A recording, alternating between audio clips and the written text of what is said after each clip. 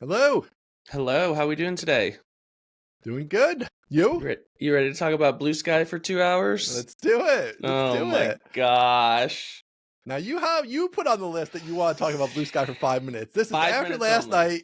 You said you were 5 done minutes talking only. about it. I'm done Okay. offering opinions on Bluesky. The good news is Jennifer didn't get to garage talk on last episode because we hid it behind an hour and a half of Bluesky. So she's still in the dark about what's about to happen at our house. She thinks you're a normal husband, She not thinks I'm a very freak. normal, Right. yeah, and that all those diggers are for somebody else. Yes.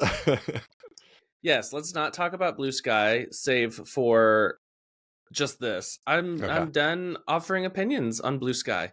Everyone has it's become and maybe it always has been, and I've been ignorant to this. Very religious. It's the same as politics. It's the same as Vim versus what is it, Emacs. It's the same Mac versus Windows. It's just very tribal now.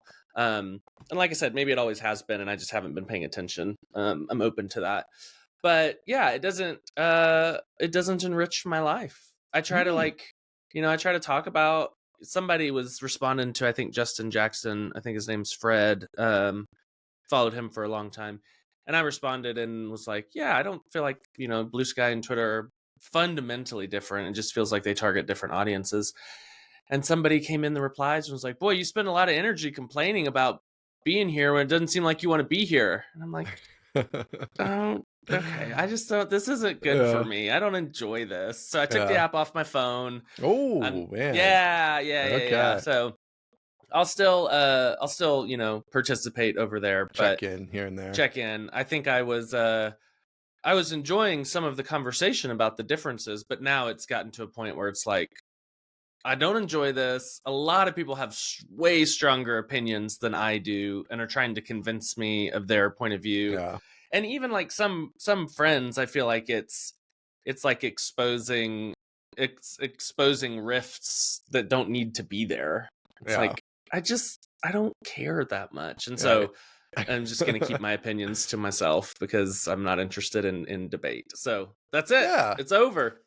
I mean, I think that's fine. I think that's where it's like, I guess it's like, to me, the people who felt strongly that they disliked Twitter, right? For whichever, there's a couple main themes to that, right?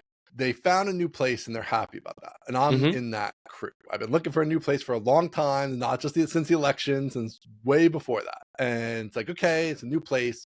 So you get happy, you're excited, you want your old friends to come to the new place, all that kind of stuff, right? And so on that arc, I think that arc just needs to be done. Like, Bluesky's big enough now that like you don't need to like tell everybody you ever knew, hey, you should come to Bluesky. Like, they know about Bluesky. You don't need to go post on Twitter how much fun you're having on Bluesky. You don't need to do that. Like, that was fine for a little while. I think that served its purpose. Yeah, totally. But like, everybody's got it, and they now know if people get sick of Twitter for their own reasons at some point, they know there's a Twitter-like substitute. If they don't, then they stay there, then that's fine, right? That doesn't matter. And on the other side, I think when you come into it, like asking how to change it and make it into Twitter. Like I think if you would just come in and start using it, like if you just came in and just used it like use Twitter, like I'm gonna build 2,000 mutes and I'm just gonna do that, and I'm just gonna use it like I use Twitter, I think you would have probably had less of that, because it's like, whatever. Like, if you came in a year from now, there wouldn't be this like, hey, I'm here on the new thing, and like, what's going on in the new thing? You'd just be like, okay, like, how do I do this? Okay, I do it like this, and I'm just gonna use it like I use Twitter because it's the same thing, roughly. And you don't even have to have those conversations at that point, right? It's like, who cares? Like, right. We're not here to talk about the meta of the platform. I'm Correct, just like, I'm off of this thing, or I'm using it in conjunction together, which I think for content guys like you, I mean, it's just another platform. Like, who cares? Like, I get that there's like the difference of like, where do you want to spend your personal time? Twitter has that aspect to it, right? But then there's still just the like, content people should just be everywhere. Like, anyway, like whether or not you use it heavy or not heavy, like whatever, but you should probably be posting. I mean, you should probably be posting your stuff on Facebook too, right? Like, I don't know if you do or not, but it's probably a mistake not to, because it doesn't hurt to have it there. And not having it there is potentially whatever, some percentage of people who now will never find you. Mm-hmm. But yeah, so yeah, I agree. think that's I think a good distinction. I don't plan on spending, at least for now, I'm open to this changing. I don't plan on spending my personal hang time on Bluesky. And that's just totally fine with me. Yeah. And I'm not going to try to convince anyone that that's a good idea or a bad idea. I'm just going to do whatever I want to do. Do what you want to do. Yeah, I think that's fine. And yeah. I don't have anything to add to that. I think that's great. good. That was a tight 5. We're done. That's all I needed. There we go. Got that off your chest. Hey, something I've got here.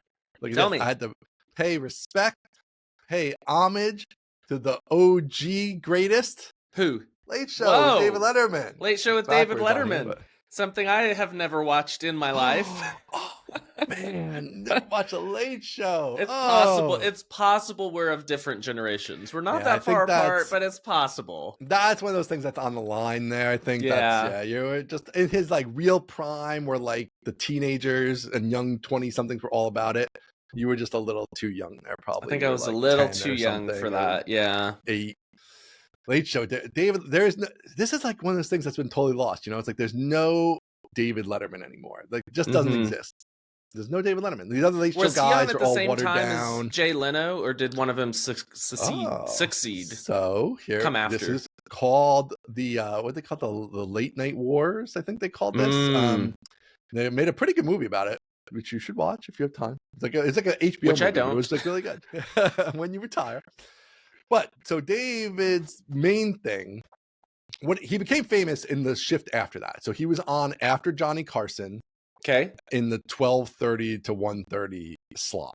Okay. And so he could kind of do whatever he wanted. Like it was like nobody, you know, and this was like the 80s or whatever. Nobody was up at 12:30 unless you were like a degenerate.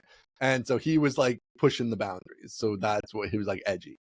And then he wanted to be on prime time, but like you had Carson and you had whoever, I think there was like a news show on the one channel or something, and whatever. There wasn't a spot. Eventually, a spot opened up for him. He was assuming he would take over for Carson. That was always. And Carson was Late Show or Tonight Show? Tonight Show. So, and Tonight Show's the big show. That's the one you want. That was the biggest, and Johnny Carson was the biggest of these late night guys for 30 years or 40 years or whatever it was. So when he retired, Letterman figured he would be like, he was the heir apparent. It was like known he was the heir apparent. But then I think he was maybe too edgy or whatever. So they gave it to Jay Leno, and that like Letterman freaked out, blah, blah. So he went to CBS and started the Late Show with David Letterman to directly compete with Leno at the same 11:30. Oh, the same slot. Yeah. So then they were both on 11:30, but he had to move networks because back then there was only 3 networks. So you had to be, those were the slots. There was no YouTube or whatever. So that was the whole thing. It was a big battle, which I think Leno always like had the ratings. Maybe Letterman eventually won the ratings at one point, but Letterman was always way funnier. I mean, Leno's fine, but he's kind of just like Leno's fine. Yeah, he runs the show and like whatever. Like Fallon, fine. A guest comes on and maybe there's a little funny thing or two, but he's not like Fallon's not very funny. He's not must-watch TV. Letterman was like, you must watch. You need to watch what he's going to do with these different scenarios. So anyway, Letterman's great. He's still great. He's like now he's like he's the perfect guy to be like the old curmudgeon-y comic. You know, he's just like got the huge beard. He's got the big Jesus beard now, right? Yeah, he's got that huge beard. And who screwed over Conan? What was the Conan story? Was Conan trying to take Leno's spot and then they screwed him over? I think Conan was in a similar boat where he wanted the whatever. Yeah, I think he became the Letterman.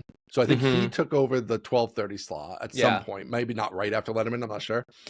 And then he didn't get the slot. And so then he went to like TBS or wherever. TBS and then Conan Needs a Friend. Else. Yeah. I just remember when he got screwed over, he had a great like short speech about not giving in to cynicism and stuff like that. I remember him doing like, he was objectively wronged and he handled it very, he took the high road.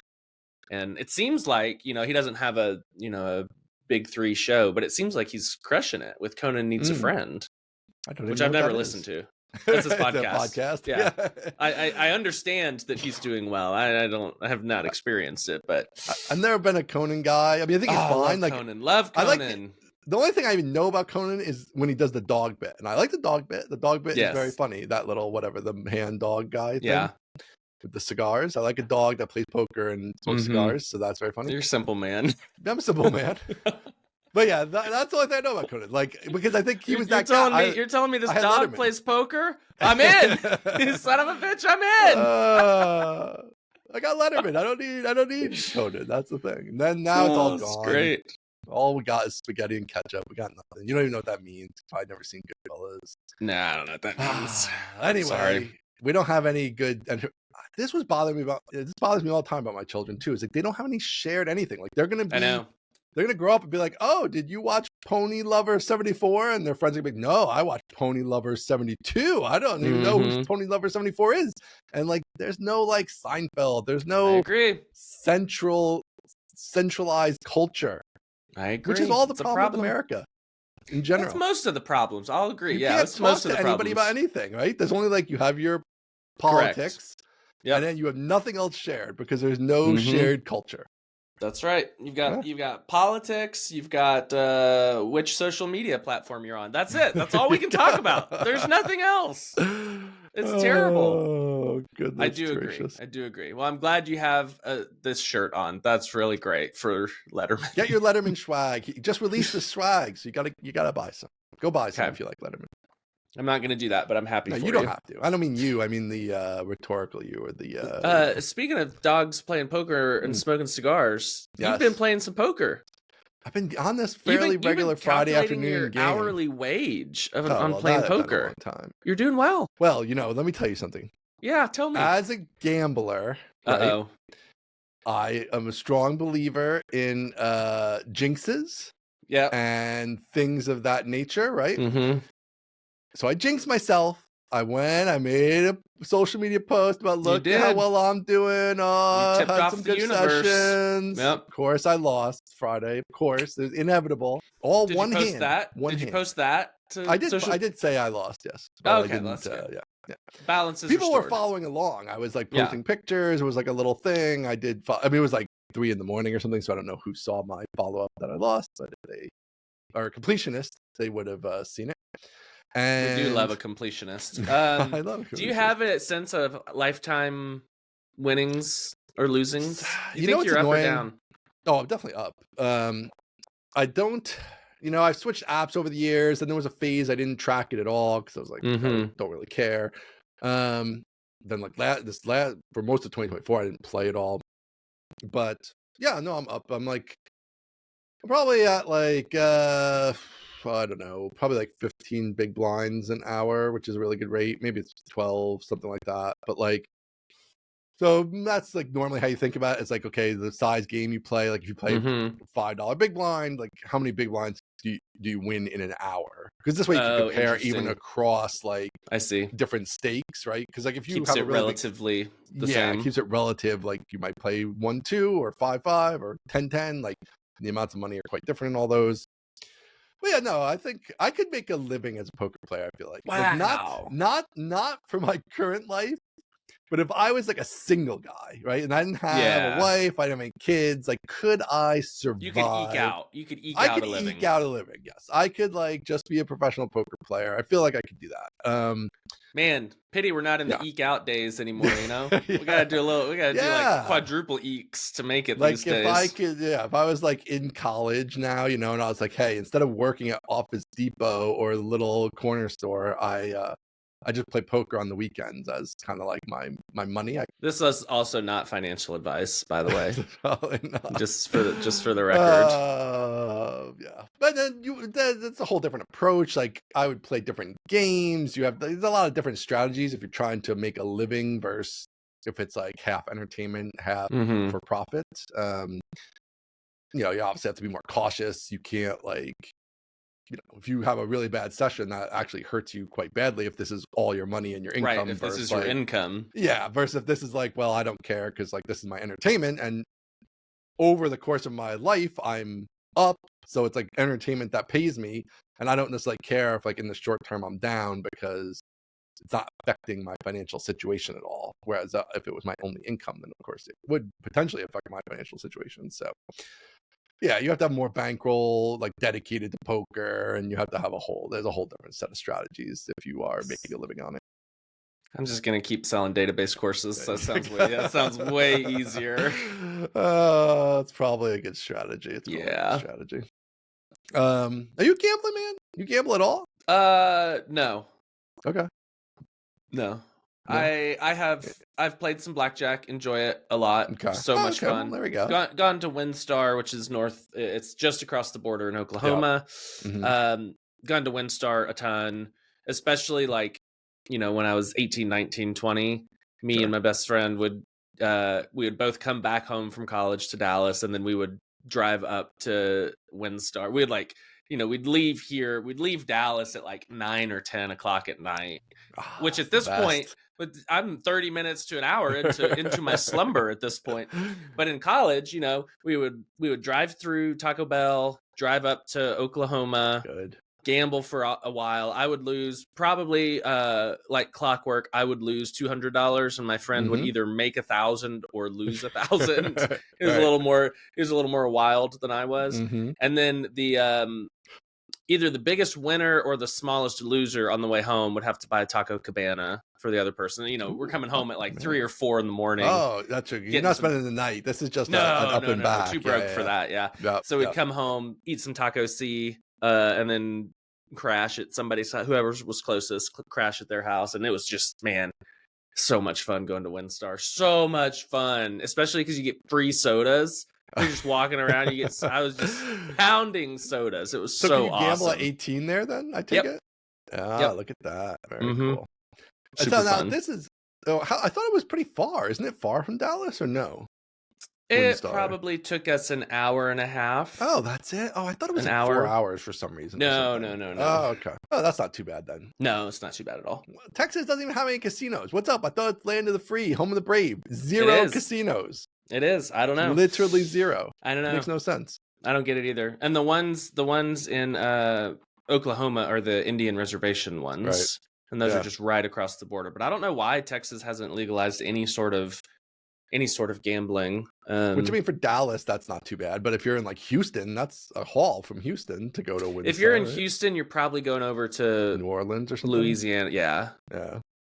Still, though, it's got to be more than an hour, right? Oh, definitely. Yeah, not close. Huh. I don't know. But I've seen a lot of these like sports betting things and some of the aftermath of it, and I think I'm pretty down on gambling as becoming like a state sanctioned institution. Doesn't seem like something we want to be exposing to the masses. Does Texas have lotto? Texas does have a lotto, yes. See, this is the thing, though. This is why casinos get a very bad rap to me. Because, first of all, you have sports betting on your phone, which is way worse than a casino. Way worse. A casino, you have to literally go there and do it. And there's security, and there's people watching, and there's limits. And you're handing over US dollars from your hand. Yes. Yeah. Sports betting on your phone, way worse. Way worse. 24 hours a day, 7 days a week. Worse. It's way worse. Nightmare. Just completely should be regulated. I hate big government, but big government has got to save us here. You got to step in and say no more sports gambling. And then you got lotto, which is like, again, it's very much like this tax on the poor. To me, it's like very much throw in your $5 and you're going to win the lotto and be a millionaire. You're not going to, and then who knows where that money goes, right? It's all like, it's for the schools. To fund schools, which is the dumbest thing I've ever heard. Here's the problem. Here's the problem with sports betting is everybody knows a guy who's made a bunch on sports betting. Nobody knows anybody that's ever won the lottery. Right. And so you hear like, oh, the lottery's $1 billion. You're like, man, not for me. But you hear like, oh, this guy knows somebody who's getting injured and he made $20,000 in the game last week. You're like, yeah, I'm going to do it. And then you're destitute. You gambled away your family's money. So this is my whole thing. I think casinos are the humans are going to want to have their vices, and the casinos are the best form of the vices compared to some of these alternatives in some ways. They also have a physical structure. You should just change your vices into virtues. Whenever you want to go gamble, go read a book instead. Problem solved. So America boring. is healed. We're fixed. We're back. This is the worst advice you've ever had. That's a great idea. This is worse than your Bluesky take. This might be your worst take. No, this is my best take. Okay, instead of reading a book, go build something. Go make something awesome. You can't do that all day long. You got to have some outlets. You can. You should. No, you can't. You should. You just get burned out. You got to have some other things you do. Nah. That's where digging tunnels comes Go in. When you get burned out, Oh building yeah, we stuff on the see how internet, that's gone. then you dig tunnels. That's Mhm, perfect. mhm. I think you should go gamble. Get out there and gamble, but just be responsible. Only gamble within your means. This is why it's such a good Do it show, because smartly. that is the most insane thing that's the worst charge to the audience I've ever heard. No, Get it's out there and great. gamble. Get out and gamble. First of all, if you do poker, you can actually just have an advantage and win. It's not even gambling. It's like you have a way to adjust the odds in your favor, which is not true of any of these other things. And then even if you go gamble, you can be smart. Like you could do roulette, a single zero roulette, which is like you're paying 1% or something. And then you're gonna get free rooms. Then you're saving money on that. You're even if you just play some of these more smarter games. If you just go play a slot machine, you're getting destroyed. Like you're paying 30%. That's insane. It's not gambling if you have a system. That's what you're saying. I've got a system. No, it's not a system. Like, well, okay, so my system is system. System. You just told me you don't have a system. Well, all right. Well, here's the there's deal. Like different levels to it. There's people with like gambling systems, quote unquote, which are like going to take a game that is like mathematically you cannot win at, right, and pretend that via some magic double my bet every time, right? That you can magically win, which is not true. You can't. None of that stuff works. But what you can do is I can learn well how to play poker, in which case I now have an advantage over in the game. I'm plus in the game. Yep. But to go play, you have these other expenses which cut into your advantage, like a hotel room, which can be expensive at a casino, $300 or $400 or whatever, right?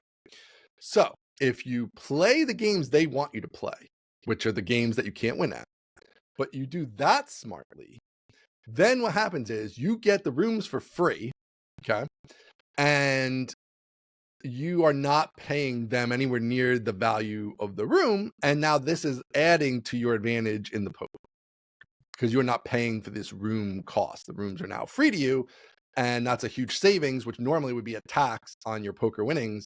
Now it's not a tax, and maybe you're breaking even.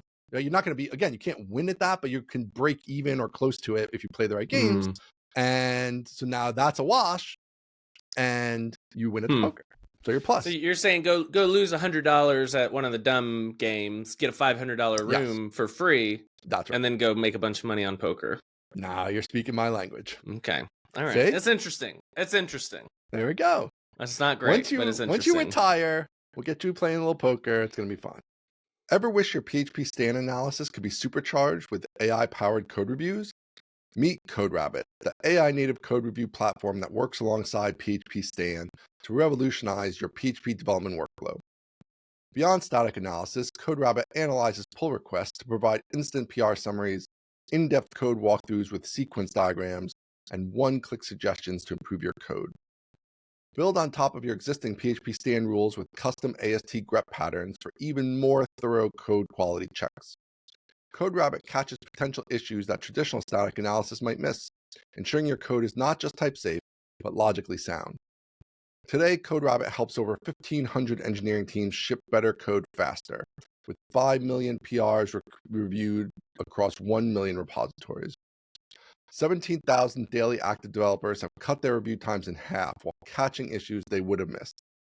Sign up at coderabbit.ai to use CodeRabbit free for a month with coupon code mostly technical. Thanks again to CodeRabbit. I got a lot of stuff to do when I retire, but we can add that to the list. What do you want to do when you retire? What's your number one? Or you and the wife? Or I don't know if you have a shared idea. Do you have a shared plan? I don't know. You haven't thought about it? Haven't gone that deep yet? I can't think that far. Honestly, what I want to do when I retire is tinker with hobby electronics. That's as far as I've gotten. Ooh, hobby electronics. Okay. Yeah. Like that's kind of as far as I've gotten. Little robots and stuff. A workshop, some kind of workshop situation.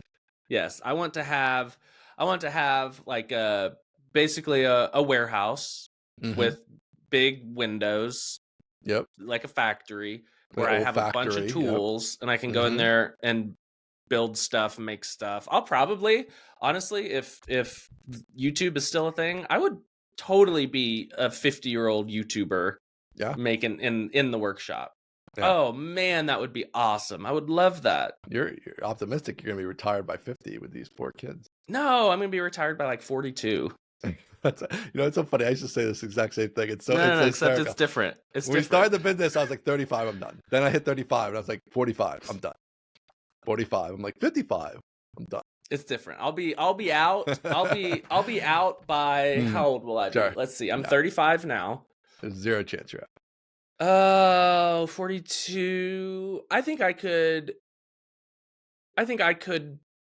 be not post-economic. You know, I'm not going full photo mat, but I think I could be optional work by 45, 10 years from now. Well, okay. Are we saying like do you have other income that might come to you? Do you have wealthy family? I don't want to get that deep in it, but if you have stuff like that, obviously that changes the equation, right? No. Okay. No. So you think just by 45 you'll be ready. By 45, 10 years. My own bootstraps. Okay. 10 years, I think I could be free. I mean, it's not like literally impossible. Of course not. It's going to happen. But it'd be very, very difficult. All right. You got these 4 kids. I don't know if you're aware of that. Somebody write it down. Somebody set a reminder for 10 years from now. I hope you do it. That'll be awesome. I don't want to send the negative energy your way. I'm just saying, like, a lot of expenses along the way. Boy, isn't it?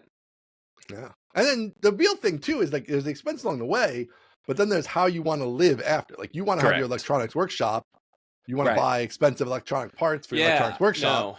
No. Like you're not trying to be like, okay, I'm on this really tight budget and like I got enough money for the bread and my seltzers and I'm good. Like you want to have enough to be able to do the stuff. Yeah. You don't want to eke it out. I don't want to eke it out. Children and into retirement. No. So that does add a lot to the number. It's gonna be a big decade.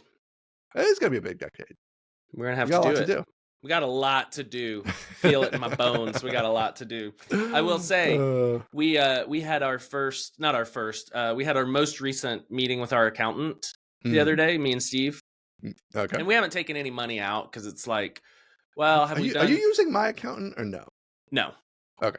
We're using one Steve had. Okay. Like wanted to make sure we got the S election. We're an LLC electing to be taxed as an S corp. Right. Wanted to make sure that we got like all of that squared away before we started moving money around because I didn't want to accidentally get hosed. And we had the meeting with the accountant and Steve sent over some numbers ahead of time. And on the call, the accountant was like, when Steve told me the idea for this, I was like, oh, that's a nice idea.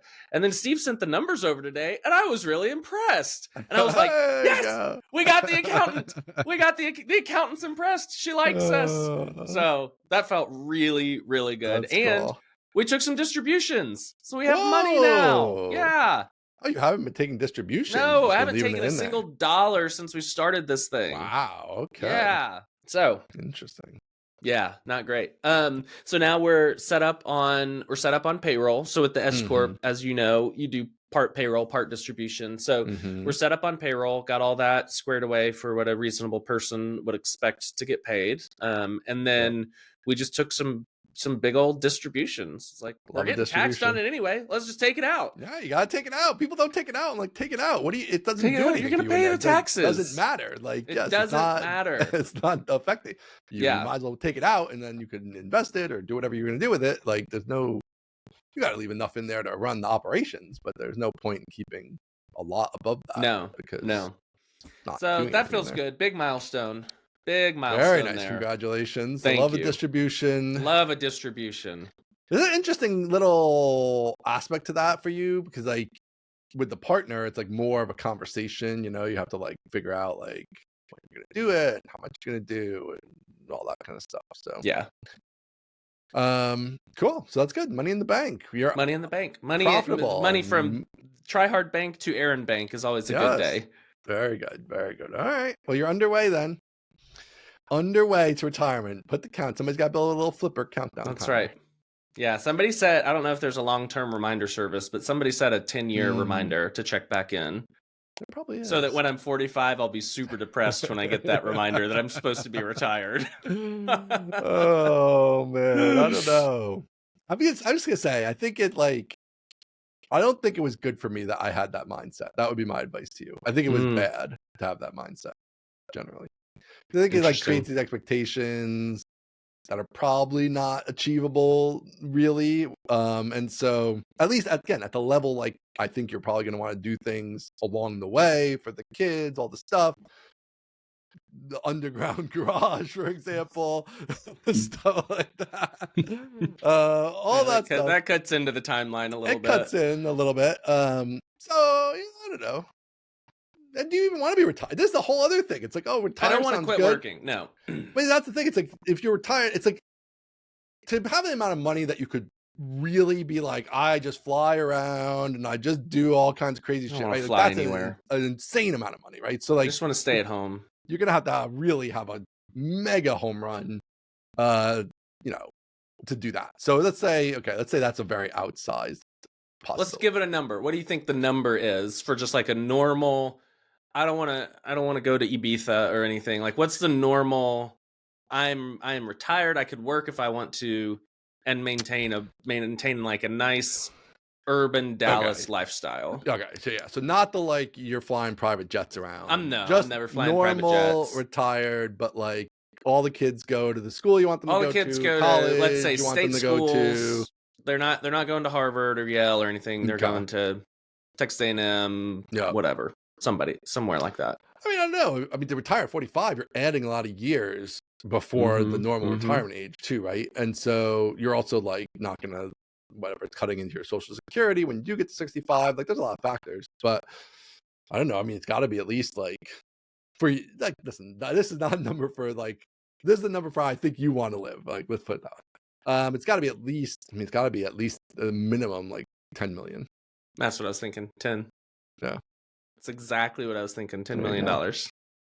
And I think that the way you want to live, it could be tight because you have 20 years before you're 65 at that point, where you're going to be spending money with like government's never going to give me all kinds of stuff. I'm not getting a dime from the government. That's positive. Elon's in there now. He said you're going to have to suffer some hardship. He's going to doge it up, so we'll be rich again. Yes. But people will be rich. I'm counting on getting from $0 from the government. Well, so that's fine. Right? Even that's fine.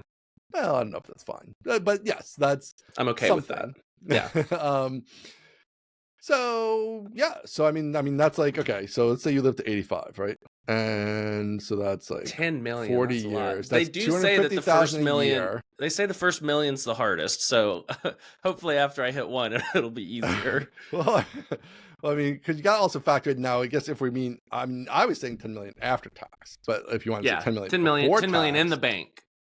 Yeah, 10 million in the bank, right? So now you're talking about 15 million, roughly, let's say 14 million, 15 million. Which, I mean, it's not impossible. But then, all right, so that's $250,000 a year for 40 years. What's $250,000 a year? 10 million. That I can draw divided down by 40. Yeah. Got it. Okay. Now, obviously, you could like invest the 10 million, you're making interest, so whatever, the calculation gets much more complicated. So do you actually need 10 million? Maybe, again, if you're playing it tight and like kids activities, kids colleges, like those things, like, yeah, if it's state school, if they're not into any crazy activities, like, yeah, you could probably do it with even less, as long as you're being frugal about it. And obviously lots of people do it with less. This is one of these conversations where like that sound ridiculous, right? Like, of course it's possible to do it with less, but the caveat here is, for the lifestyle you want to live, you want to have a warehouse with a electronics factory in it, right? Like, that's not normal retirement living, right? Yes, so that's the rub. Yeah, but not impossible. It's if you're frugalish along the way, I think it's which I won't doable. be. So we're gonna have to amp it up just a little bit. Another thing is, it just creates the combination of like, you're still going to be very young, and what are you going to do anyway? You're probably going to want to do stuff. So like, there's retired and there's retired. There's retired like you literally don't work anymore, and then there's retired like, I don't build courses and I'm not trying to build a SaaS, but maybe I still have my YouTube channel and I'm doing stuff and I'm still making money. You know what I mean? Like, there's all the layers to it. So that's the other kind of fact. Well, I'll keep you posted. There we go. 10 million's a lot. Should we put a $10 million counter up and you can real time? Let us know. I gotta get to 1 before I get to 10, and we're struggling there, but we'll make it. We've only just begun. Yeah, there we go. I don't have What anything else? to add there either. All right, what else we got? I don't know. People want to like literally like 7 or 8 people message me about wanting to hear about the HelpSpot back office. So should we go through the HelpSpot back office? Let's go through the back office. Tell me, I love a back office. That's what I spent 5 years doing at the property tax company. Back office is great. Tell us about the back office. All right. So the back office is HelpSpot is before Stripe. HelpSpot is before all these platforms that we use now that take care of money for you, right? So the only way to collect money was to build your own thing. And then even like you use this thing called authorize.net, which was like the thing before Stripe, which was really bad and wasn't even anything really like Stripe. It was like a real credit card processor that sort of did this online thing and whatever. So version 1 of the back office was like, okay, like people sign up, they got to get a license file because this is only downloadable product and we got to collect money from them somehow. So this tool does that. And that's what it did. And that's pretty much what it does now. So the thing is, we could have moved to Stripe sort of at some point along the way, but we have all these like legacy customers that are in older license tiles that Stripe doesn't really support. There's probably some way today to do it, but it's like, do we go through all that work to like move everything? No, whatever. So I don't think so. So what the back office does is like when you sign up for HelpSpot, you actually sign up in this back office app that now does all kinds of other stuff. It collects your information, of course, but then like if you're signing up for a cloud account, it like kicks off a thing that builds a server in AWS for you and does all the connections and all kinds of stuff. It sets up for you and sets up HelpSpot, does all that stuff. It has this whole management arm of all the cloud servers. So like manages all the cloud servers and their deployment ability and upgrading HelpSpot versions and security stuff. And you're on a custom domain as opposed to the domain we give you and all those type of things, like SSL certificates for that and all that stuff. There's all this management logic in there and in combined with other systems, but that's like one of the things. It's like a CRM. It's got all the customer data. It's got does invoices, it does coupon codes, does all that financial stuff, and then it does reports. So it has, you know, I have like a projections report for like the upcoming renewals. It has the historical sales. It has so like accounting reports. It has sales tax reports, like how much sales tax did we collect in the states we collect sales tax in. Accounts receivable, because we do invoicing, which is all you out there don't do this anymore, but you should at least consider it because a lot of companies still like to pay by invoice and check and transfer. We support that, and this tool supports that. Then it does some like email stuff. I'm just looking at the list of stuff it does. It has like partner management for like partners who get a commission when they sell HelpSpot, like an affiliate system. Yeah, that's what it does. Like that's so does it run all of this stuff like, because when I was doing this, we had like maybe 100 different scheduled commands that would like wake up and check the database for stuff and do stuff and go back to sleep. Some every minute, some once a month, that sort of thing. And so is like this back office just constantly running these processes all the time that are checking for things that need to be done or updated or stuff like that. Yeah, so it does stuff like most of that is on like the money end of things, I believe. So it's like, yeah, like it sends there's all these series of email, right? Like for the different license types. So like if you're on an older owned license, it's like, well, your support renewal is coming due in 90 days, 60 days, 30 days, today, all that stuff. If you're on it does the renewals for subscriptions. So, okay, today's the day that like this, these 4 companies need to resubscribe. So it does the subscription management. It does a lot of that stuff. I don't know. I haven't built and don't know as much about the like cloud aspects of it, but I think there are some like scheduled things where it's checking things cloud wise for different things. So yeah, there is that type of thing in there as well. Just like stuff that needs to happen on some kind of regular basis, and it does that stuff. That's my favorite. That's my favorite thing, I think, to code is like, let's basically write process automation. That's what I business that's what I processes, love doing Yep. is like, so back at the property tax company, and actually went to their Christmas party on Friday. They still invite me. So it's so wild to go and That's like so not fun. recognize. I used to be in charge of Right. everyone, and I go, and I don't recognize anybody anymore. Who are these people? Right. So fun. But that was the kind of stuff that we did, was like, all right, somebody's going to sign up and type in their address onto our site. Then we're going to generate a PDF. We're going to send the DocuSign to the person. After they sign it, we're going to use their API to check if it's been signed. Then we're going to send that PDF to the county. And then we're going to check the county every hour until the county has like faithfully recognized that we are now the agent of record. And if they don't do it in 7 days, we're going to resend the forms over and over and over until they code us as the agent. And like it used to be that humans had to do all of that. Right. And now it's just the computer. And I absolutely love automating the processes and letting the humans do the higher creativity stuff. It's so fun. That is really cool. And that's like, even, we don't have anything quite like that where we have like other third party, other than Stripe, we don't, well, to our own systems, we have other interactions and integrations, but not to like the government or anything like that. So that's pretty cool. I like that. Yeah. But we do have like stuff like, there's a lot of like weird edge case logic things. It's like, okay, are you a subscription customer, which is like of new customers in the last 12 years or whatever, or are you before that, so you're a grandfathered like owned licensed customer? Okay. And then your invoice is subscription. Okay.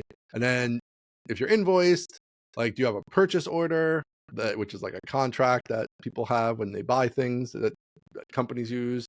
So if you have a purchase order, then we do certain things. If you don't have a purchase order, then we do different things. And so there's that kind of stuff that's in there. It's not like scheduled, but there are all these all logical edges to things. I bet your accounting arbiter, 20 years of edge cases baked into the logic that decides who to bill what when. I bet that is wild. Yeah, there's some weird stuff in there. And just because we have different models over the years, we even had like per user for like a minute way back. Before that, it was probably too early even. That didn't work out, so we got rid of that. A subscription per user, which we're probably going back to here soon. But it's obviously very common now, where it wasn't necessarily common back then. So so like that's the worst stuff with this stuff, which everybody knows about this. But it's like, oh, you let's try this new pricing. Oh, now we have 8 customers on that new pricing, but it didn't really generally work out. So like, let's ditch that. So now like these 8 customers must be forever maintained in their weird pricing state, or tell them to move, which is something I guess we could have done, but we didn't do in that particular case. So yeah, there's just a lot of like stuff that's built up over time sort of thing in there, which is why it's like, it's much better now because it was just rebuilt in the last, a year ago it got finished, but it took like a year to rebuild it. The back office like a just huge got rebuilt? application. Yeah, Eric Barnes rebuilt that. It was like the last thing he did before he went full time on Narwhal News. Was rebuild. Eric Barnes, he doesn't just play golf all day? Yeah, you wouldn't. He actually programs? Because based on what I see online, he's just golfing all day. I'm just gonna be a professional poker player. He's gonna be a professional golfer. Golly. I know. I gotta come work at Userscape. That's the way. I know. That's the way to do it. That is the way. Then you go off and just chill. Then you go off and you get to either be Taylor, Eric, or Ian. That's awesome. That's the options. That's amazing. Oh goodness. Yeah, I know. He does do a lot of golfing. I don't know how he squares that circle, but yes, he rebuilt it. So now it's like a modern Laravel app, which is much nicer and has all those niceties and proper queues and whatever, test suite and blah blah blah blah. But this is the 3rd, I think, iteration of it. It was like my original terrible one. There was another terrible one I built very quickly before, like, actually right before I hired Taylor and Eric, just already a long time ago. I was like, the thing I first had was like unusable by anybody but me. So I was like, all right, let me like build something that at least makes some kind of sense. So I did that. And then that's what we used. And then that was like added on to over the years in a million crazy ways. That was nuts. And then Eric sat down and like properly thought through everything, how things actually work now, and rebuilt it. So that's good. So that's really nice to have that. It's like all modern and Livewire and all the. Oh, it's all hotness. Livewire. Yeah, it uses nice. Yeah, it's Livewire. There's some filament stuff in there. That's what you're using Flux for, huh? Well, I'm not using Flux for that, but I'm not going back and ripping out the filament stuff. We use some filament stuff in there because, like, whatever, it's a back office. But I'm using filament on the new HelpSpot website, and I am using not filament, Flux on the new HelpSpot website, and Flux on some new HelpSpot inside of HelpSpot stuff that we'll be doing. So the Flux will be being used heavily. So good to see. He's moving fast on the Flux, man. He's moving. I feel like every day I'm getting a new notes on work from Caleb about something else he's fixed. I love the notes on work. He's moving. So I find it very intimidating. Like, I would like to do a notes on work type of thing, but I'm like, I don't produce at the pace. I'd just be talking about the same thing for like 3 months. He's like, oh yeah, I did this thing, and I did this thing, and I did this thing. Like, he's on it. He's on to the next thing. I'm gonna do a notes on work. I got a lot of thoughts, man. You tried this before with the video. I did. The thing this the week, queue. next week. Yeah. I'm gonna do it again. I'm going back. Video fits and starts. We'll get there. Probably just audio. Mm-hmm. There's not a lot to show, you know. Yeah, that adds a lot to it too. Like, it does. That adds a lot of the burden to it. Whereas like audio, if you like make it real light, you could just be like in the car. You could be like totally. You could just like do it whenever, as opposed to like video, you have to be like in your setup and it's like a whole thing, and you have to edit it probably and like whatever, all that stuff. Yeah. Yeah, I know, but then maybe it's just like he just has a vibe for it, you know. I don't know. He's got a good maybe vibe. We wouldn't have the vibe. Maybe we wouldn't. Maybe I don't know. Maybe it's a special sort of thing. It is hard to talk to yourself, like it is, without somebody to bounce off of. I feel like there are awkward moments. I did have a podcast like that a long time ago, and I was like, I think I got like 10 episodes in, and I was like, it's just me. You had a solo show? It was quasi solo. It was Anything But Code. I remember that. Yeah. But I did have like Taylor was on once, and we reviewed Star Wars. Yeah. Like I had a guest on a couple times, but then the other episodes were just me. I don't know. It was a little different. It wasn't like as tight. Like Notes on Work is generally like, 10 minutes, right? Jeffrey Way does these sort of things too. Yeah, his are good. On and off occasionally. Yeah. Is it a podcast? I only ever see them as video, but maybe I only see them as video. It's probably a podcast. Is it just video? Yeah. Yeah. So I don't know. All right, what else we got on here? So you wrote down Interstellar, which I have a whole Interstellar story for you from just this weekend, but I don't know if you have your own story here since you. I have my own story here, and it is that I am going to see Interstellar in 1 hour and 45 minutes. Yep. On IMAX, right? On 70 millimeter IMAX. Yep. I booked this. Weeks and weeks ago. Yeah. They're bringing it back to theaters for the 10-year anniversary. Ben Holman DM'd me and was like, "Hey, did you know that they're coming to Dallas?" Ben Holman is the central. Like they paid him to spread the word on the internet. It's awesome. Yes. I was like, "Did you know they're coming to Dallas?" And I went, and I didn't. And so I went and I looked, and so today's December 9th. I looked originally at the week before, so like December 2nd, and this is way back in end of October. And showings were already sold out on a Monday morning, like a month and a half ahead of time. And so I like immediately, as fast as I could, found a showing where I didn't have to sit, off to the side. Well, that's and booked it. The IMAX, if you're off to the side, you might as well not even go. Like you need to have a good seat at the IMAX. So I'm going to see it, and I don't think I've ever seen a 70 millimeter IMAX. I think I saw Dunkirk in IMAX, but I'm led to believe that there's something different about 70 millimeter. So I think Taylor Swift was 70 millimeter, I think, and we saw that. That sounds which was right. Cool. It's like a 7-story Taylor Swift. Oh man, I am so excited. Man, I just awesome. Cannot wait. I'm gonna cry so much. It's gonna be a freaking blast. And I hope they serve me some kind of food. Let's see. Where am I going? Oh, it's just serving. me. There's no serving food in the IMAX. Like there's not. You can get gross food at the counter. But yeah, Cinemark Dallas IMAX. I wish Alamo had IMAX.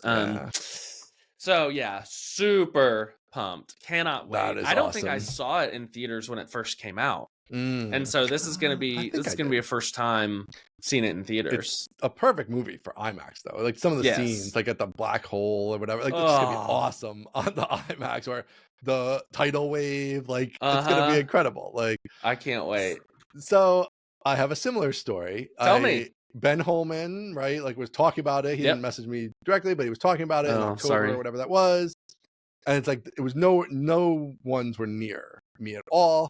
And then I think New York City had some, and I looked and they were all taken instantly. Yep. And it was like, oh, I could have one seat like in the far corner, and I'm like, I don't even want to deal with that. Whatever. I have like a nice TV at home. If I'm not, it's like that's better than the far corner of IMAX. So forget. So, but then Ben Holman again this weekend said, hey, they released more tickets, and I'm like, okay, they released more tickets, good. So I go, and there's tickets, both in New York City, but also in West Nyack, which is like whatever, an hour from here, biggest mall in the country, or second biggest mall in the country, some big mall that is like an hour from me and has IMAX. So I'm like, great. I'm just gonna buy it for Wednesday at 3:30, and I'm just gonna take the kids out of school, and it's gonna be fun. Like we never go see movies. This will be like the tidal wave and the black hole, and it'll be huge. It's gonna be awesome. And then so I pay the $85 or whatever, and then I start talking to Jamie. And we go through it all, and it's like Max has his first basketball game, and Mia has a thing, and so now there's no Interstellar. I can't even go. I'm not even going. And that's it. You're not gonna go? I'm not going. I already refunded the tickets. Oh, dude! I know, because I want to show it to the kids, and then I'm like, if I can't bring the kids, then I might as well just watch it at home. I'm not going to watch it twice, like so. I'll just watch it at home at some point and whatever. But it's very frustrating. And then it's so weird. Like, why don't they have it for like 2 weeks? It's like they literally have nothing starting Thursday. It's like Thursday we're showing nothing. Well, why don't you just keep Interstellar in there rather than like it's selling out? Like it's not like it's not selling out. You could have, I'm sure on Friday if you did a Friday Saturday show. I know. So it's gonna be a nice little family time to no failure. And then even when I talked to the kids about it, they were like, "Oh, I wouldn't want to miss basketball. I wouldn't want to miss my other thing." I'm like, it's a pretty good kid impression, honestly. Exactly. So wait till you get the teenagers. Man. Wait till you got the teenagers. I will let you know how it is. Let me know. We'll talk about it next week and tell me how glorious when they're going into the black hole, how awesome it is. I'm gonna get the biggest soda you've ever seen. I'm gonna get a Diet Coke the size of your head. It's gonna be amazing. You're a popcorn man. I don't know. No? I don't know. We'll see. If they have some chicken tendies, I'll do that instead of popcorn. Chicken tendies. See, I don't know. Food in the movie, it's so weird to me. We've just never had it around here, so it's like great. I mean, they always have the bad chicken tendies, but they're like gross and disgusting. Like AMC, I think is maybe a little better on the food than like we have whatever that other big Regal. We have a Regal, and the food is like I mean, I'd rather just go. I just like make myself sick on peanut M&Ms or whatever. Oh, that sounds good too. I should do that. That's kind of my excuse. The movies is like, I can eat this whole bag of peanut M&Ms. That's fine. It's the movies. It's the movies. It doesn't count. Yeah, it doesn't count. Yeah, so I'll let you know how it is. It's gonna be. It's gonna be awesome. Can't wait. I might have to finagle myself into this somehow. I guess I think you should. Myself. Maybe you should just go yourself. I mean, I'm not opposed to that. Obviously, you're not opposed to that. Some people don't like to go to the movies by themselves. I don't have any problem with it. There's nothing better than going to a movie by yourself. There's really not. Yeah, you do whatever you want. Do whatever you want. There's no like, what are you gonna? You can't talk in a movie anyway. I know. What are you supposed to do? Hey, did you see that? Yeah, I saw that. I'm sitting right next to you. Like, what? You can't. It doesn't matter. It's pointless. Also, this is even further out there. Going to a restaurant by yourself. Awesome. The best. Love it. Love it. I said that on here before. My wife hates it. She doesn't want to go to a restaurant. I was like, this is the best. It's so great. Like I can just sit at the bar. I just they put the thing. All those people who can't even get a reservation, they're like, we can't get in there. It's impossible. You just walk in any night and you go sit at the bar, and they're like, yeah, we got a spot for you right here. No problem. No reservation. No nothing. You're by yourself. It's great. So good. I love the restaurant by yourself. Love it. I haven't done that in a while either. I gotta do a restaurant by myself. Me either. Can you imagine the luxury?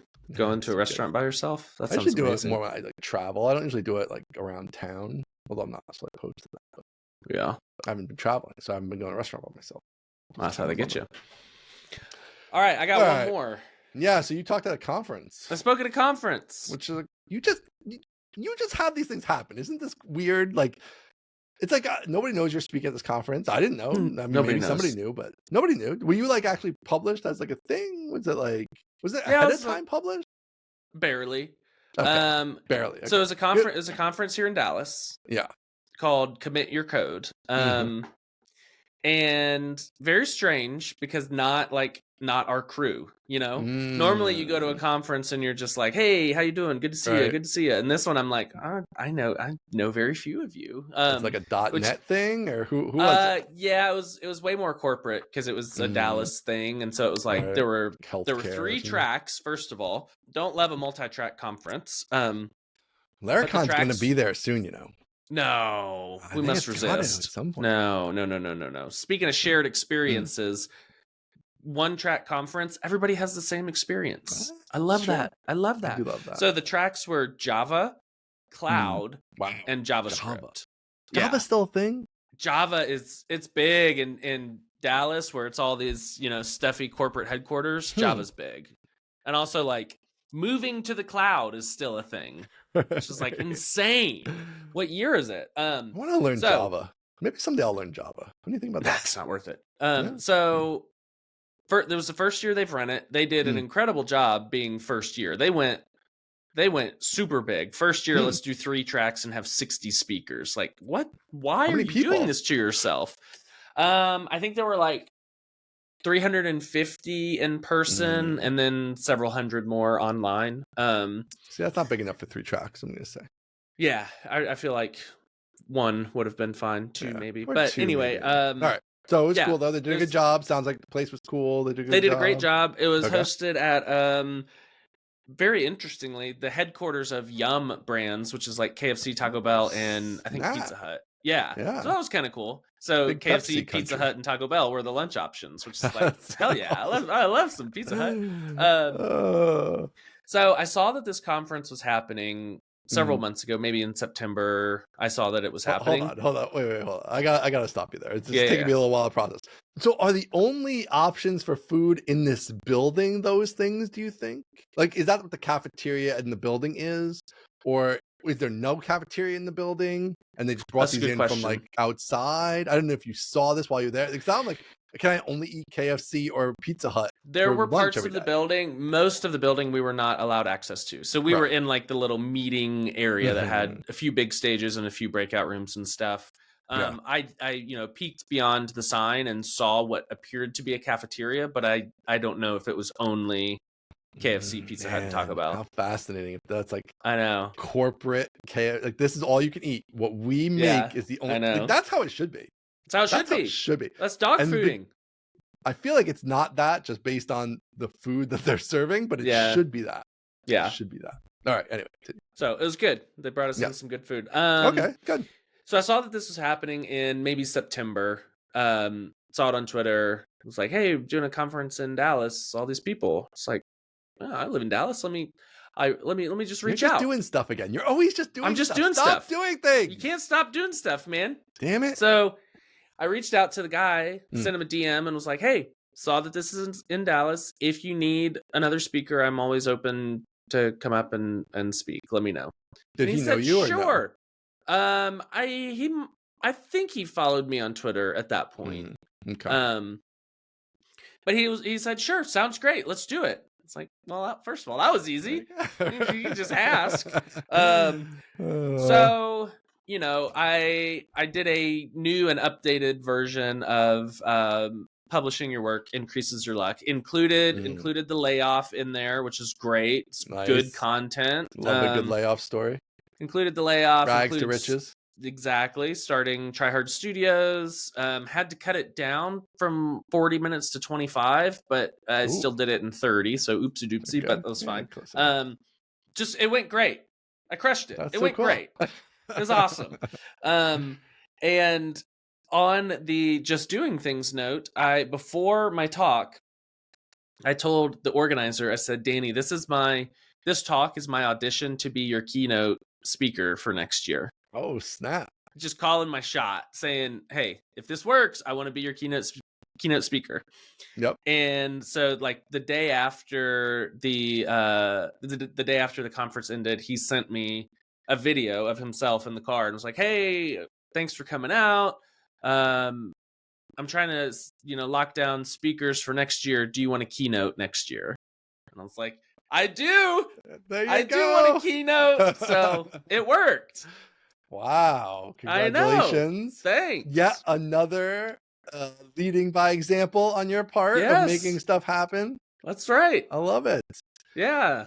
People don't realize like there's all these things in the world that like people hate dealing with. Like finding speakers for a conference is actually terrible. And if you can, it's a fine line, right? Because obviously lots of people just be like, "Oh, make me the speaker." Like, and that alone isn't probably enough. But it's like the combination of like you're doing stuff, you're putting good stuff out there. That's provable evidence that you have something interesting to say, and then you ask, and then, oh yeah, like this guy looks reasonable. Let's give him a shot because I need to find somebody for this, and it's going to be annoying. And that's one less thing I have to do, especially if they're doing 60 speaking slots. It's like, that's a lot of speakers to go through, and now it's one less, and I got a keynote, and it's like a headliner, and I can put them up there. So that's awesome. So now, also, redoing a talk you already did, people don't do that, and you should, because like nobody's seen your talk before. Like, correct. You know what I mean? Like if 2 people have seen it, who cares? And for everybody else, it's new. So that's also a smart strategy because, like you said, then you can crush it. You've already done it before. You know, like the things you'd want to do differently and all that stuff. So that's great. But yeah, now what about the speaking circuit? Is this a thing you're interested in? I don't know. So I am interested in the speaking circuit to the extent that it exposes me to new audiences, I think. Yeah. So like I'm speaking at Laracon EU, right? Not a new audience, but these are my people, super fun, very exciting. But like speaking at React Miami, for example, I'll have anything to say on React, but could I get to the point where it's like I'm like a Kelsey Hightower of the new age, right? Where I'm kind of like not specifically talking about the technology that's there, but more like broader human principles. Maybe I'd be super interested in that. General web stuff. Yeah. I'd be super interested in that. But what I'm not interested in is like beyond our little Laravel circle, I'm not interested in giving highly technical talks at other conferences, I don't think. Yeah. Talks are such a weird thing. I feel like they're definitely valuable in the like go from unknown to known. Like that is a personal branding win if you can get a little, do some talks and elevate your status like that. I'm a little more dubious on the like business economic value of being a speaker. Like, can I actually, yes, you can improve your brand. Can you make money doing it if you have like, once you reach a certain level? I think yes, like you definitely can if you then reach that Kelsey Hightower level, right? Like, of course, then you can. But like, there's that middle ground of like, are you going to grind to the level required to become the ubiquitous speaker of web development conferences or not? And then like, is that time well spent or not, or whatever, all that stuff. So that's interesting to say. Yeah, it's interesting. Obviously don't know. Yeah, I think seems like a reasonable strategy to do a few and try it out and see how they go and see if you can then leverage that into bigger ones and all that kind of stuff too. That's the idea, is try to leverage past wins, which I think is a good principle. Leverage past wins into future wins. And so the whole like, I'm going to go speak at this conference where it's like, I know, maybe 10% of the people, which was the case this weekend or the last week. I'm going to go speak at this conference with hopes that I can maybe keynote the next year, or somebody at this conference can turn me on to another conference where I get to speak there. And so, there's a little bit of strategy to it in terms of like trying to expand beyond just the Laravel circle. And a little bit of like, I don't really know what is going to happen. Like, I don't know what's out there. So somebody tweeted at both the Render ATL organizer and the React Miami organizer and said that I need to be their keynote speaker at those Mm, conferences. And so it's like, whoa, nice. maybe it's gonna work. I don't know. And You're so not actually speaking at React Miami, are you? Like, wait, as of right now? not yet. Okay, No. you said that before, Yeah. and I wasn't sure if you meant like you are speaking there or not, but you're not No, as of right I would now love speaking to, there. but yeah, as of now, I'm not. Okay.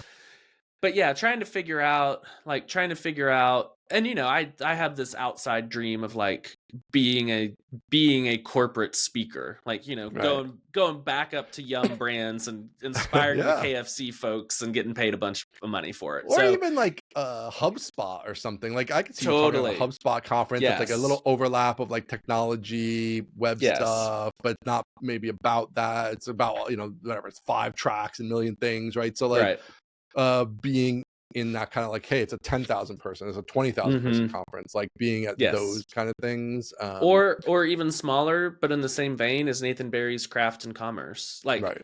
would love to go speak Yeah. there, and that's like, that's a half step outside of like a developer circle, not totally outside. Yeah. And so that could be another good one, like on my way up or out to speak at something like that. The other interesting thing is if you could get dialed in with like kind of like what we're talking about, but like Seth Godin. I saw him speak several times, right? And like he just has like the Seth Godin talk, and like I mean it's probably within a time frame. I'm sure he's had different ones, but he's going to all these conferences and he's giving the same talk. I would love for that. 50 grand they're paying him or whatever to come give the same talk. You can I'll probably do it find for it in 100 40 places on the internet, right? Yeah. But you're not going to go search the internet for it. So he can just give the same talk over and over. And if you're one of the people who's seen it, you don't go to it, or you go to it again if you like it, whatever. But like nobody's worried about that. He's big enough where he just gives the same talk every time, or whatever. Former presidents, whatever. All these people just give the same talk every time. And that would be a nice place to be, because then you can just that would be you're just showing up and you're like, I got to talk. That would be a great gig. Like once to do a year, one I redo talk my talk a month and getting paid 25 grand, 20 grand, something like that. And you get the exposure, you get some money.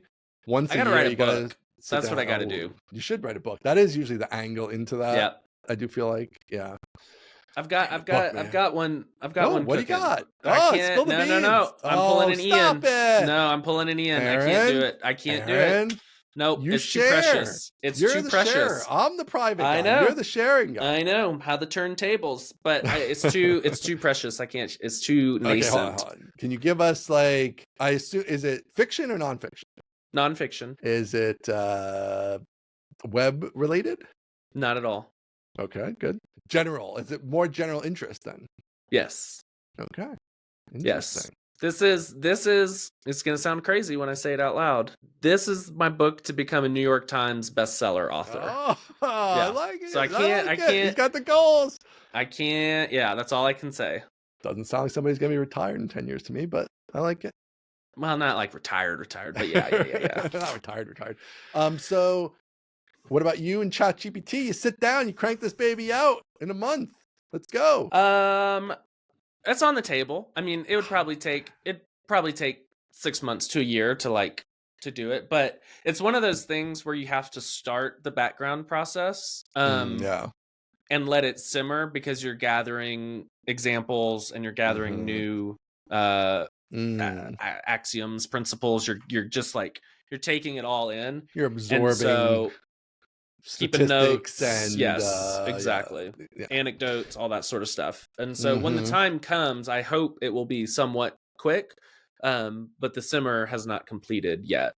But in time. This is an area that I actually think we've lost in this unfortunate is books, where like I remember when I started, like within the first 3 years of launching HelpSpot, I was in like 4 books, and I didn't write these books. Like people just reference me and HelpSpot by name in these books, and it's like that's cool. They were like books on bootstrapping and startups, and it's like that was so cool. Awesome. Like, look at like what I did is real. Like somebody put my name in the book. Holy shit, isn't that crazy? And like nobody writes books like everybody has whatever. You tweet stuff, or you have a blog post, or you do a video, and it's like all ephemeral. Yeah, it doesn't have that like, oh man, like my product was named in a book, and even though we didn't get even a single sale from any of that, it's like it doesn't matter, because it's just like that was cool. It's like printed and out there, and yeah, I don't know. I kind of missed that. I kind of want to do a book, even though I'm not a very good writer, but I kind of want to do a book and just put in like all the people we know, because like that'd be cool. Like they're gonna get a thrill out of like having their name in a book. Yep, because it's cool when you see your name printed there. You're like, holy shit. It is. Well, maybe I'll do my best to see if I can get you into this book. You gotta get me in. Get me in, baby. Make it a nice round 5 for you instead of just 4. Yeah. Or like I could be a beta reader. Like Sanderson does these beta readers. Yes. And then you he can be a puts the beta list reader of all the for beta sure. readers and all this stuff. So you could have that. That's an angle. Yep. All right. Well, I like this whole book idea. It's a good idea. This is very Aaron. Oh, well, while we're talking about things you're going to do. Okay. What you were going to whittle us? You're whittling something. People were guessing. It's not whittling. I don't whittle. We use machines. We use machines. Are you and the machine still whittling a thing? It will still come to pass that something will be created. So it's not going to happen here in the apartment. It's not going to happen at home because there's just too much going on at home. So it has to wait for the factory. Right. And the factory might in fact wait until April or May. Oh, whoa, hey. Yeah. Yep. I thought you had a contract. I thought you signed a contract, or no? No, we had an agreement in principle to start January 1st, and then the guy has been dragging his feet on getting us an actual lease. What do these people do? You have one job. What do you do?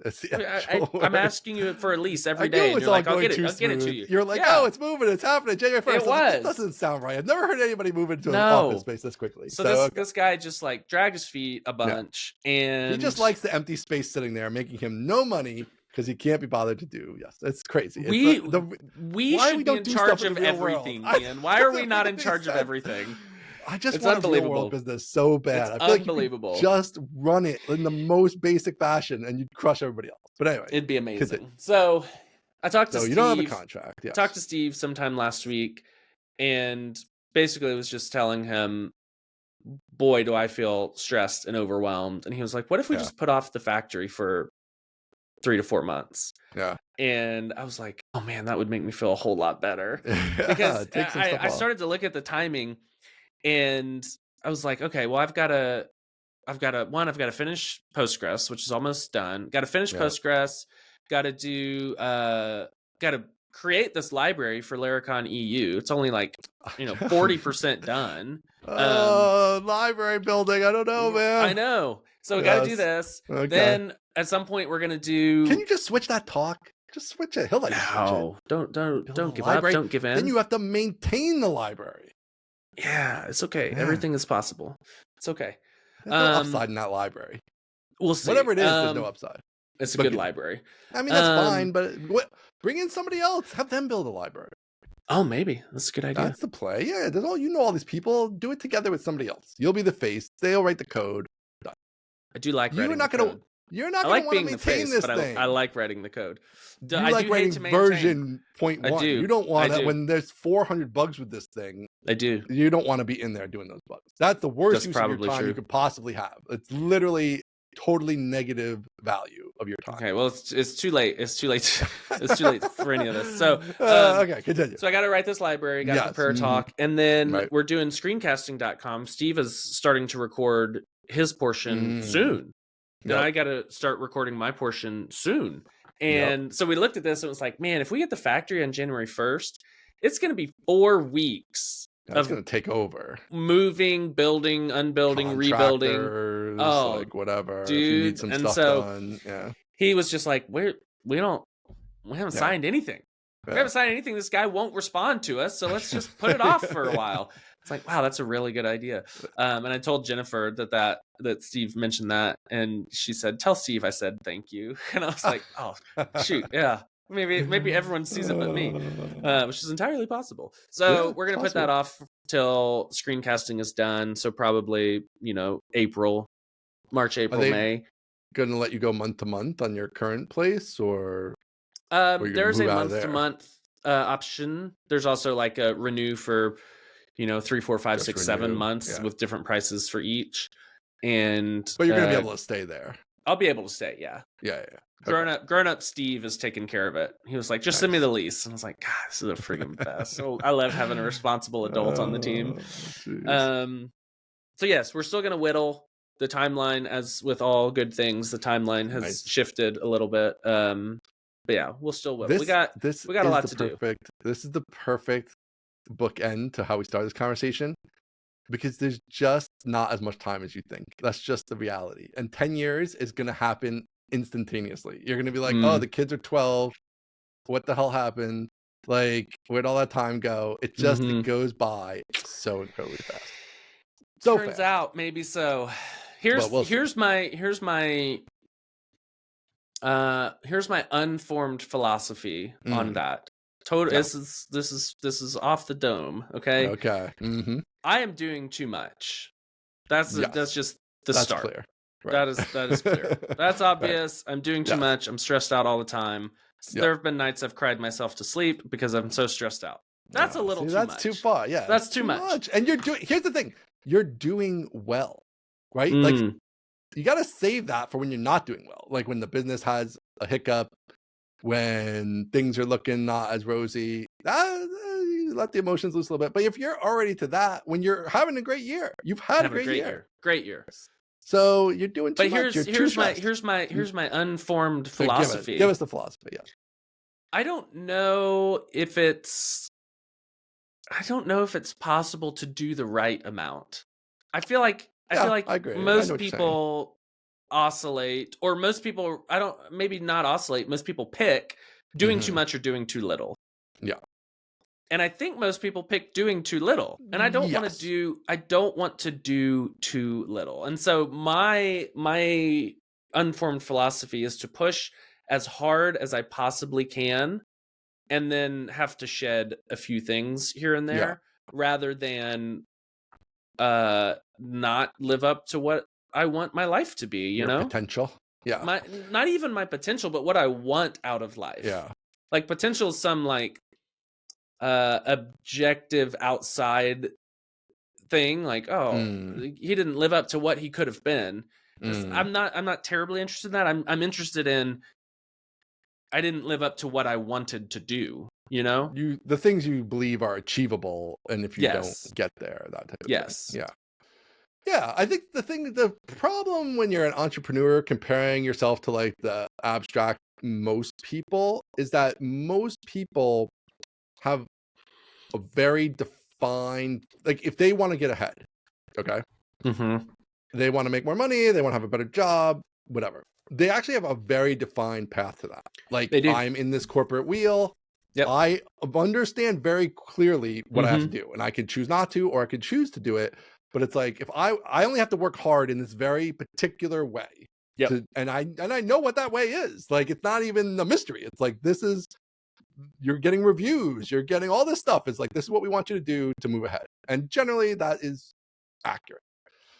Whereas when you're on your own, it's like you could do anything, right? Like everything is potentially beneficial. And so that is where the rub is. It's like you got to narrow that part down to like, what are the things that are actually moving ahead? And what does moving ahead even mean? Because does moving ahead mean more time for my family? Does moving ahead mean more money? Does moving ahead mean a bigger business that's more valuable that I can sell?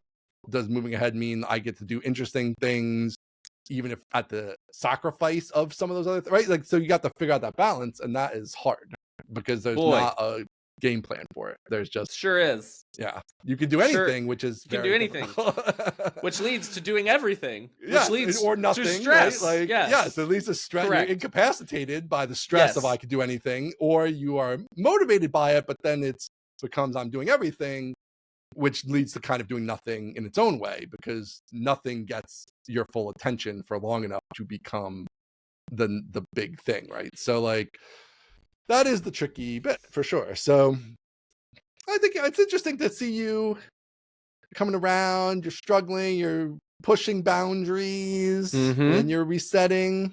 You're getting there. This is expand and contract. So we've got explore and exploit, which is a framework. We've got expand and contract. So it's not totally dissimilar, but it's slightly different. I feel like I do too much and then I pull back, and then I do too much and then I pull back, and somewhere the lines fall such that it works out. But I think we're currently in a phase of doing too much and maybe trying to pull back, and that Steve is very helpful in this. I was just going to say Steve, because it might not be too much. It might just be the wrong timeline. right? Like it's an Maybe. unrealistic timeline. Like I want to do all of this by Always. January 30th. Well, that Always. might not be realistic, right? But like Totally. if it's over We're 2 gonna have years, self-driving cars in the next 30 days. Yeah. You need to get a job at SpaceX. Forget the Boy, rest I of the would stuff. We're going to Mars crush. next year. I would crush at one of his companies. You should be the face man. Actually, it for would probably Elon. hurt my feelings a lot, and I would quit immediately. You wouldn't last 2 seconds. I in wouldn't last reality. a day. No, It's you're too gonna be in mean your to office me. crying in the Yes, first day when he's like, "You 100%. fucking idiot! What Yeah, did you say?" exactly. Like, I just said the thing you told me to say yesterday. I don't think that way anymore. Like, anyway. Yeah, I'd be gone. But yes, we do have that in common. The timeline, like you might just have to, jiggle the timeline a little. I like longer term goals. setting aggressive timelines. It is helpful for getting stuff done to be aggressive with your timelines. It's motivating, but you just can't operate that way all the time. No, it's very difficult. Very difficult. Especially with 4 kids, in a way. Especially with 4 kids. You're not single guy living in the city. I'm not grinding. So, nope. I'm a married guy living in the city grinding. As we talked about, this is honestly the easiest phase of that, because like even though it's also the hardest, it's like very hard because the kids are crying and you're wiping butts and all that stuff. But then there's just stuff you have to do with them and they want to do and you want to do with them. And it's just stuff you can't. It's like after school, we're doing the soccer thing and the other thing and blah, blah, blah. And it's like stuff you refuse to miss, which is good. But like there is no replacement time for that. Like once you give away those 2 hours, like you are not going to be able to find those 2 hours in some other part of your day that you weren't using already. Like that time is just gone. And so you're just not going to be able to operate on that level, So that's where it does get tricky. So. And that's honestly, that's part of the calculus of like going so hard right now. Yeah. Like I do want to be able in the future to be done at 3:00 so that I can go, hang out after school. Like that is definitely on my mind. And so, this is not a forever thing. It's interesting though, because then that's like a grinding for like the financial freedom to do that. Yeah. Essentially. And that would then lead you to, I think, different decisions if that was the main factor. If that becomes the main factor. Like you have things that work and you sell and you could just do more of that. Right. Do you know what I'm saying? Like I do. You have a thing that works, we could just do more of that. We'll make more money. Yep. And that is the straightforward, safe plan to having those 2 hours on Wednesday afternoon. Yes. And I think the ship is pointed more in that direction. It seems like a little bit these days than it was even 3 weeks ago. Right. So, but there's always in my mind like there's always short-term, long-term trade-offs. For sure. Right? Like speaking at this conference is a long-term thing. Yep.